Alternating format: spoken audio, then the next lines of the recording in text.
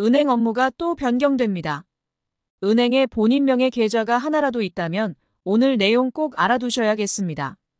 과연 어떤 내용인지 지금 바로 알아보겠습니다. 안녕하세요. 여러분에게 꼭 필요한 정보만 콕 집어서 전달해드리는 정보마트입니다. 우리는 정말 다양한 목적으로 통장을 이용하고 있는데요. 특히 많은 분들이 한 푼 두 푼 아껴서 열심히 모은 돈을 은행에 예금하고 있습니다. 하지만 이렇게 은행에 예금한 돈을 한순간에 모두 잃어버리는 경우가 생길 수 있는데요. 대표적인 예가 바로 보이스피싱입니다. 금융감독원에서 발표한 자료에 따르면 2023년 한 해 동안 발생한 보이스피싱 피해 금액은 무려 195억 원에 달한다고 합니다. 보이스피싱 수법도 진화하면서 여러 가지 사기 유형이 있지만 그중 여전히 가장 흔하게 일어나는 것은 정부와 공공기관을 사칭하여 낮은 금리로 대출을 바꿔주거나 이자 및 세금 환급을 해주겠다며 금융정보를 요구해 금전적인 피해를 발생시키는 유형입니다. 그리고 가족이나 지인을 사칭한 메신저 피싱 유형도 여전히 빈번하게 발생하고 있습니다. 자녀인 척하면서 접근하여 휴대폰 액정 교체, 비용을 요구하거나 납치로 속여 거액의 돈을 탈취하기도 합니다. 심지어 요즘은 AI 기술을 이용하여 자녀의 목소리를 사칭하여 전화를 걸어 돈을 요구하기도 한다고 합니다. 이렇게 보이스피싱 때문에 정말 많은 피해가 발생하고 있는데요. 피해가 발생했을 때 반드시 해야 할 게 있습니다. 바로 은행 계좌에서 돈이 빠져나가지 않도록 빠르게 조치를 취해야 합니다. 하지만 보통은 한 개 은행에 하나의 계좌만 갖고 있기보다는 여러 은행에 여러 계좌를 보유하고 있는 경우가 많습니다. 그래서 과거에는 A은행 계좌에서 1차 피해가 발생한 경우 B와 C은행 계좌까지 피해가 확산되는 것을 막기 위해서 은행마다 직접 연락해서 지급 정지 신청을 해야 했습니다. 그러다 보니 시간이 지체되어 추가적인 피해에 대한 우려도 있었는데요. 그래서 도입된 것이 바로 본인명의 계좌 지급 정지 서비스입니다. 쉽게 말해서 보이스피싱 피해가 우려될 때 피해자의 계좌 여러 곳에서 한꺼번에 돈이 빠져나가지 않도록 피해자 명의의 모든 계좌를 지급 정지한다는 것입니다. 사실 해당 서비스는 2022년 12월에 처음 도입되었습니다. 그러나 당시에는 온라인으로만 신청이 가능한 탓에 온라인이 익숙하지 않은 어르신들은 보이스피싱 피해에 여전히 노출되어 있을 수밖에 없었습니다. 한마디로 피해를 당해도 막을 방법이 없었던 것이죠. 그래서 23년 7월부터는 오프라인에서도 신청이 가능하도록 변경되었습니다. 오프라인 영업점을 방문해서 신청하거나 고객센터에 전화로도 신청이 가능합니다. 신청 가능한 금융회사에는 19개의 시중은행과 6개의 제2금융권 20개에 달하는 증권사가 있습니다. 그런데 이 제도는 오직 계좌에서 발생한 피해만을 막을 수 있었습니다. 그러다 보니 보이스피싱 피해자가 통장에서 돈을 출금해 사기범에게 직접 돈을 전달하면 그 돈은 영영 찾을 수도 없고 피해를 회복받을 수도 없었습니다.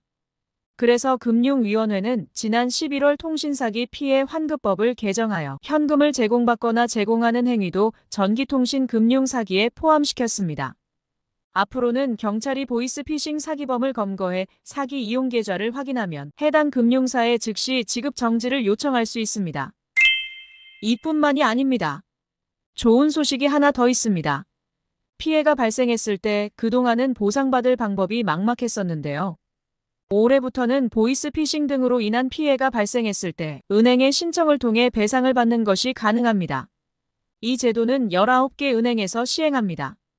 국민, 신한, 하나, 우리, SC제일, 시티, 기업, 농협, 수협, 경남, 부산, 대구, 전북, 광주, 제주은행, 카카오, K뱅크 등이 있습니다.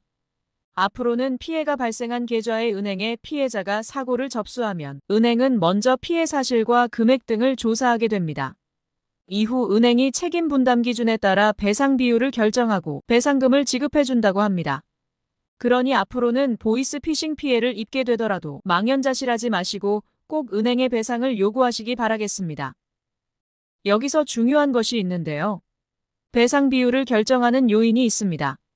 예를 들어 피해자가 휴대폰에 중요한 개인정보인 신분증 사진, 계좌 비밀번호 등을 저장했다고 판단되면 피해 배상이 낮아질 수 있고 반대로 즉시 피해 사실을 은행에 알렸고 지연이체 서비스, 입금계좌 지정 서비스, 단말기 지정 서비스 등 사고 예방을 위해 노력한 부분이 있었다면 배상 비율이 높아질 수도 있습니다. 앞으로 단계적으로 제2금융권도 참여한다고 하니 이 부분도 함께 참고 부탁드립니다. 이로써 추가적으로 피해액이 늘어나는 것을 막고 피해를 회복할 수 있는 길까지 열리게 되어 정말 큰 힘이 될 것으로 보입니다. 보이스피싱 피해를 입은 연령대는 60대 이상이 가장 많았고 그 다음은 50대, 40대 순입니다.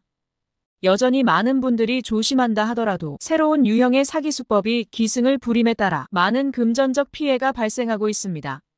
많은 분들이 알고 계시겠지만 휴대폰으로 전송된 출처가 불분명한 링크는 절대 클릭하시면 안 된다는 점 다시 한번 당부드립니다.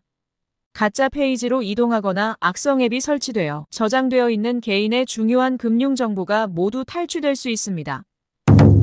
고금리 고물가 시대에 살림살이가 빡빡한 요즘 스마트폰에 익숙하지 않은 어르신들을 노리는 보이스피싱 범죄가 기승을 부리고 있습니다. 오늘 말씀드린 제도를 이용할 일이 생기지 않는 것이 가장 좋겠지만 혹시라도 피해가 발생했을 때 본인뿐만 아니라 자녀, 부모님이 이 제도를 통해서 빠르게 신청하고 피해를 최소화할 수 있도록 많은 분들에게 공유해 주시기 바랍니다. 그리고 앞으로 나오는 새로운 소식이 있을 때마다 발빠르게 전해드릴 수 있도록 구독 설정도 부탁드립니다. 오늘 영상도 끝까지 봐주셔서 감사합니다.